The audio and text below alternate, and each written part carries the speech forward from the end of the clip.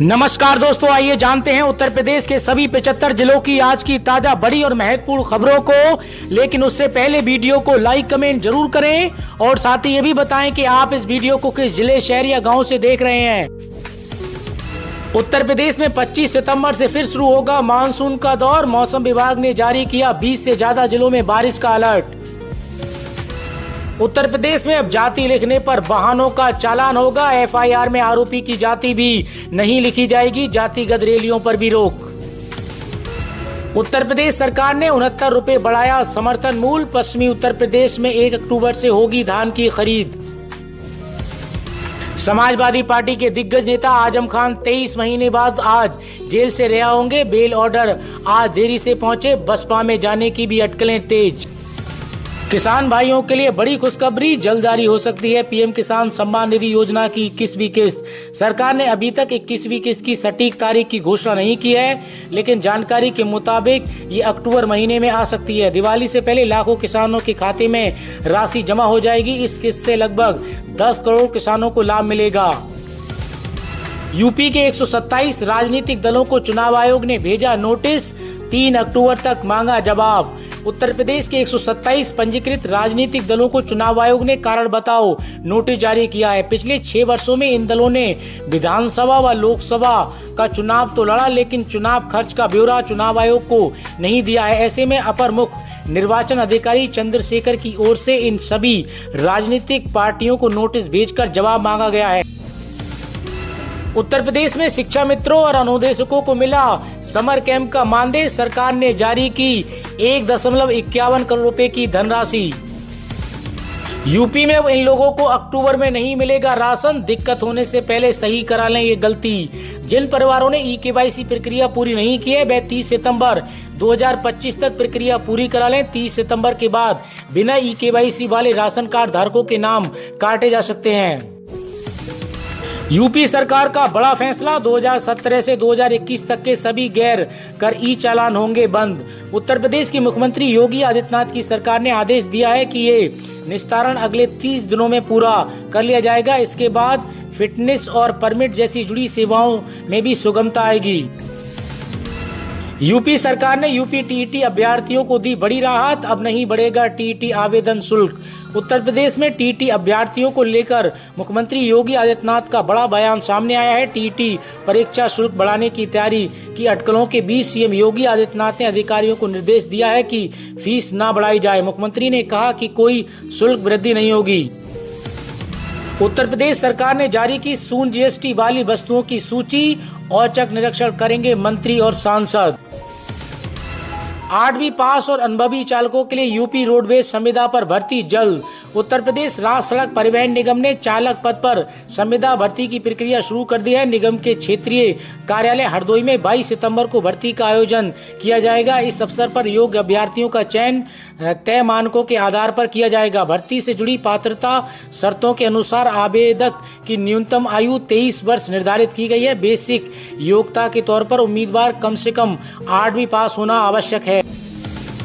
UIDAI जल्द ही ई आधार app launch करने जा रहा है, जिसकी मदद से लोग बिना लाइन में लगे अपने आधार कार्ड की जानकारी को खुद अपडेट कर पाएंगे। ई आधार ऐप एक मोबाइल आधारित एप्लीकेशन होगा जिसमें UIDAI लॉन्च करने जा रहा है।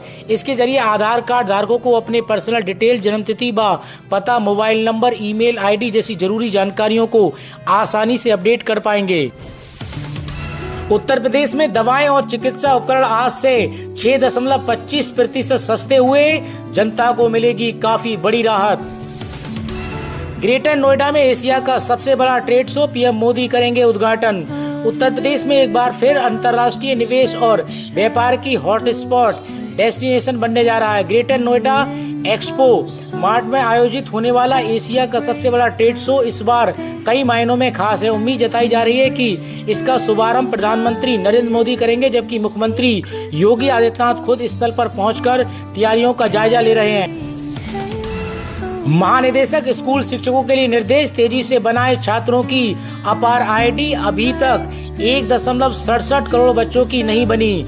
महानिदेशक स्कूल शिक्षा ने सभी संबंधित अधिकारियों को सरकारी व निजी स्कूलों में छात्रों की अपार आईडी बनाने में तेजी लाने के निर्देश दिए हैं। छात्रों की automated permanent academic account registry अपार आईडी बनने की गति बहुत धीमी है। अभी तक 45% छात्रों की अपार आईडी नहीं बन सकी है। छात्रवृत्ति के लिए 30 अक्टूबर 2025 तक करें ऑनलाइन आवेदन। उत्तर प्रदेश के बुलंदशहर जिला पिछड़ा वर्ग कल्याण अधिकारी जयप्रकाश यादव ने बताया कि शासन स्तर से प्राप्त निर्देश अनुसार पूर्व दसम छात्रवृत्ति के कक्षा 9वीं व 10वीं के छात्र 30 अक्टूबर तक ऑनलाइन आवेदन कर सकते हैं। दसमोत्तर छात्रवृत्ति के लिए कक्षा 11वीं व 12वीं के छात्राओं को ऑनलाइन आवेदन करने के लिए 20 सितंबर तक का समय दिया गया था। ऑनलाइन करने से पहले विद्यार्थियों को छात्रवृत्ति पोर्टल पर OTR भरना अनिवार्य है। रेलवे यात्रियों के लिए खुशखबरी, अब सस्ता मिलेगा पानी। रेल नीर की नई कीमतें लागू। भारतीय रेलवे ने GST सुधारों के बाद रेल नीर की कीमतों में कटौती की है। IRCTC द्वारा निर्मित 1 लीटर की बोतल अब 14 रुपए में मिलेगी, जो पहले 15 रुपए की थी। 500 मिलीलीटर की एक बोतल की कीमत भी 10 रुपए से घटाकर 9 रुपए हो गई है। ये नई कीमतें रेलवे परिसर और ट्रेनों में बेची जाने वाली अनब्रांडेड बोतलों पर लागू होंगी। यूपी में किसानों के लिए खुशखबरी, मुफ्त बीज के लिए इस पोर्टल पर करना होगा आवेदन। उत्तर प्रदेश के बलिया जिले के किसानों के लिए महत्वपूर्ण सूचना है। राज्य के कृषि बीज भंडार से मुफ्त बीज पाने के लिए नया पंजीकरण अनिवार्य कर दिया गया है। सरकार उन्नत किस्म के बीज मुफ्त दे रही है, जिससे खेती में आधुनिकता आए और दर्शन 2 पोर्टल पर बीजों की बुकिंग करनी होगी। कृषि विभाग ने किसानों से अपील की है कि वे जल्द पंजीकरण करा लें, बिना पंजीकरण बीज नहीं मिलेगा। दिवाली से पहले यूपी के आउटसोर्स कर्मियों को मिली बड़ी सौगात, न्यूनतम वेतन 40,000 तक हुआ तय, आदेश जारी।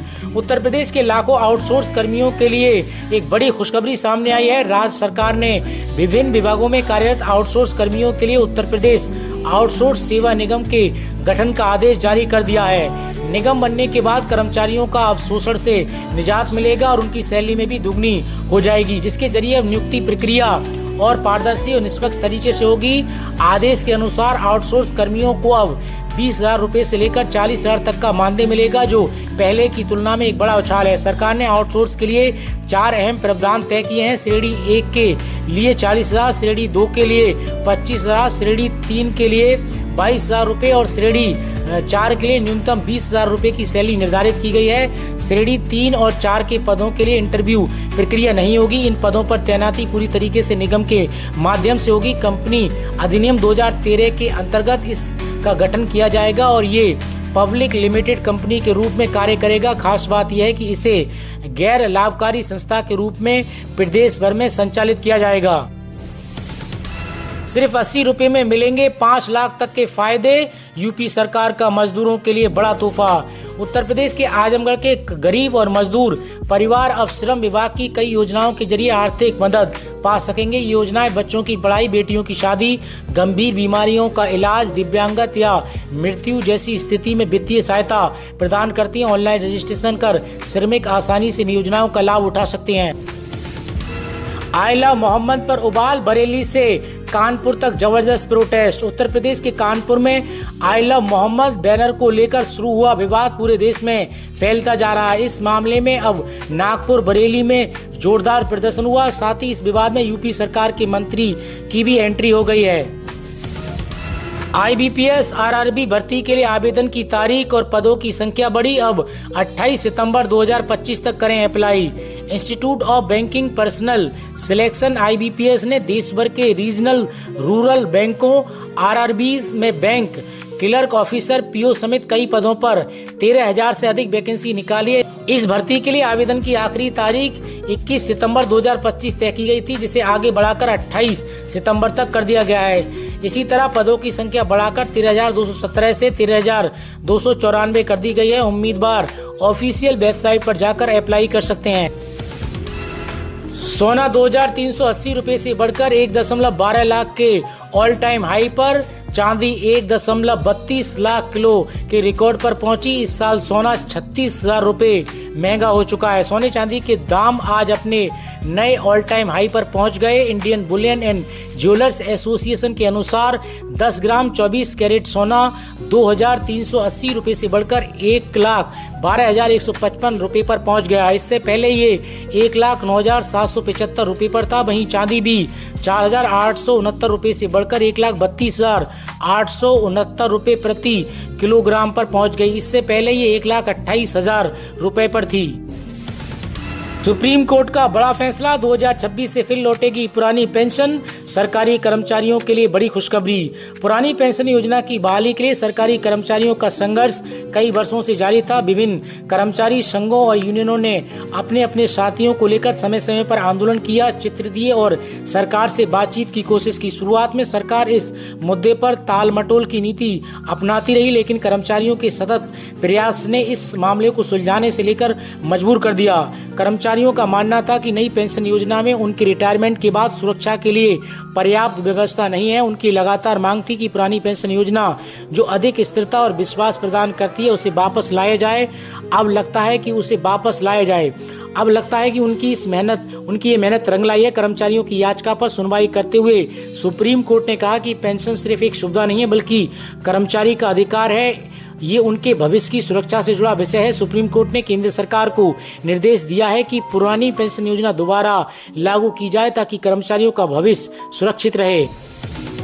LIC बीमा साखी योजना की खासियत यह है कि इसके लिए महिलाओं को कहीं बाहर जाकर मेहनत वाले काम करने की जरूरत नहीं है। उन्हें गांव में ही मोहल्ले या रिश्तेदारों में बीमा से जुड़ा काम करना होगा। इसके बदले उन्हें हर महीने निश्चित आय के साथ साथ बीमा पॉलिसी बेचने पर अतिरिक्त कमीशन भी मिलेगा। योजना के तहत महिलाओं को पहले वर्ष में 7,000 रुपये, दूसरे वर्ष में 6,000 रुपये और तीसरे वर्ष में 5,000 रुपये निश्चित राशि के रूप में दी जाएगी। इसके अलावा जितनी अधिक बीमा पॉलिसियां बेचेंगी उतना ही ज़्यादा कमीशन भी मिलेगा।